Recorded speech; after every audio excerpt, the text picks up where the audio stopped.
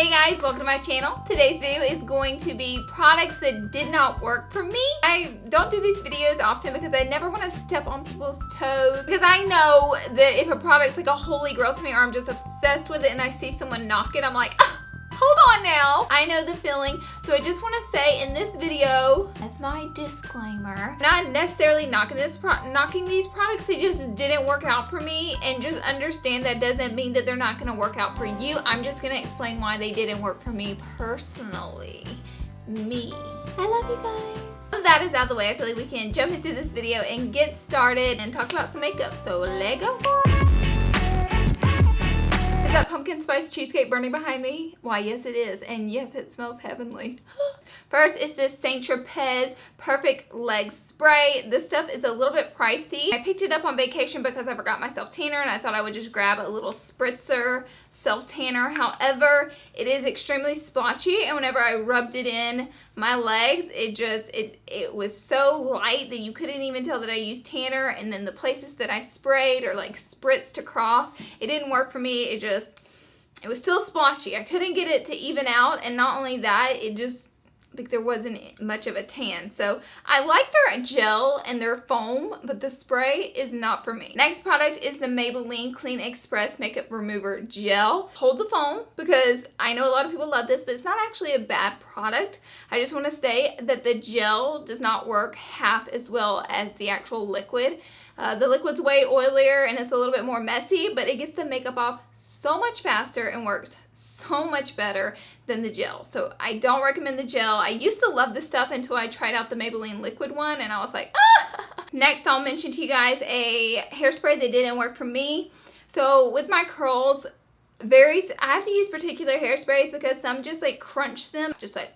This one is the volume finish. It's the third maximum hold, so it's a pretty strong hold one, but really instead of creating a hold for my curls, it just made them hard as a brick, and then they just look like crunchy poo.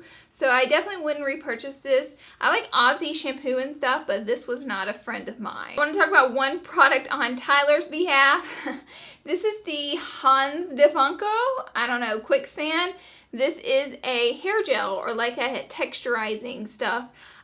So he uses a texturizer in his hair. You're supposed to use it on dry hair to give it like a beachy texture, or like dry shampoo. He uses it just to give the front of his hair some volume and body. And he came home from work and I was like, oh, when's the last time you washed your hair? And he was like, I know. I ordered this off Amazon, experimenting, and it was a fail. Hair looked, honestly, it looked very gross. It felt grainy, it felt greasy, like he hadn't washed it, and it did nothing to hold his hair. So I don't recommend this whatsoever for anyone. All right, so another product that didn't work for me is this Sally Hansen's Ouch Relief Strips Hard Wax Kit. It comes with this awesome wax cup.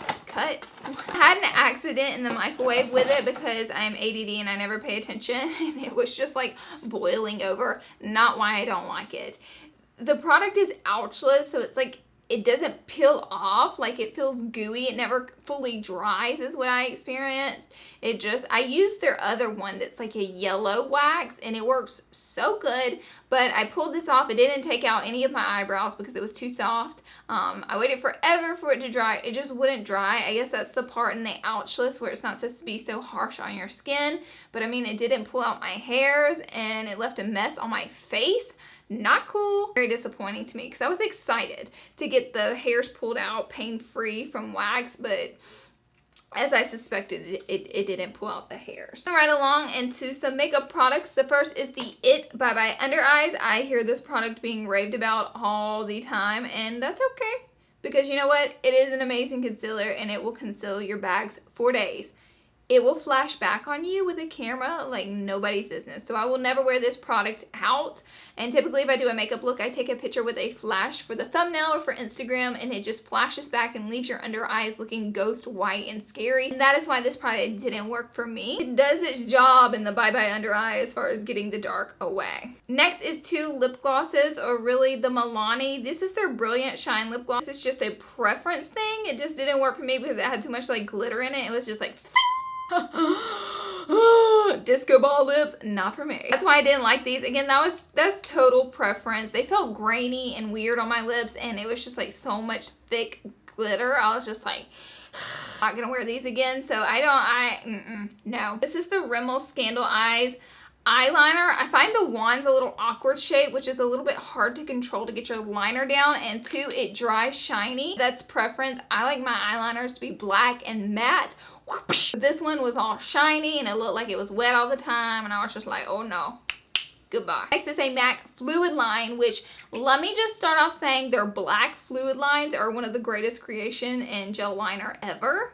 But the ones with color, I've never ran into one of the fluid lines that are colored that actually works. They're just way too thin of a product, and the only thing I see them good for using is an eyeshadow base. So if I wanted to do like a navy blue lid, I would put this down as a base, but actually using it what it's for, a gel liner, it's horrible. The problem is it goes on so thin, like the color doesn't actually show up. So I'm gonna say I don't recommend buying these in color form. I only recommend buying I think it's called Black Track, the black one. I love the black one, but the color ones are just a no. This NYX palette, I like the colors in the palette. It's a good in theory, but they are just chalky and dry, and so they swatch well whenever you actually, oh wow, look, there's a mirror in there. They feel so soft and creamy, but whenever you go to dip your brush in there to actually apply it to your lid, they don't blend out well because they're so dry and dusty.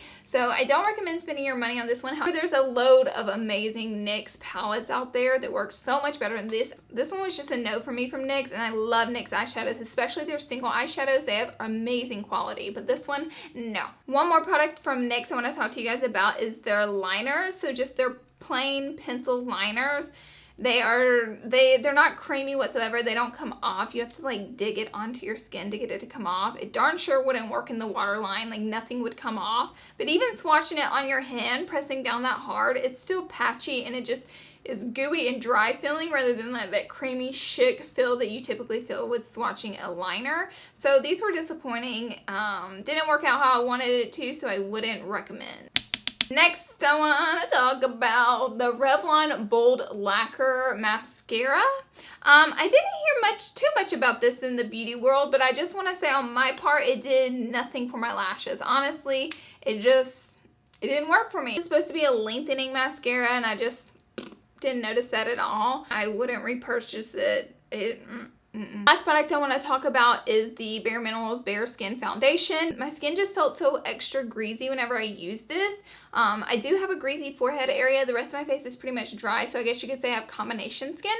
But my forehead was just so extra greasy with this, and I felt like it just sloughed off so quickly. So this is definitely a foundation that I do not reach for because of that. Okay, that's all. Thank you guys so much for being here. I love you guys to death. I really appreciate you hanging out with me on my channel. Please subscribe before you leave if you haven't already so we can be friends. Okay? Bye guys.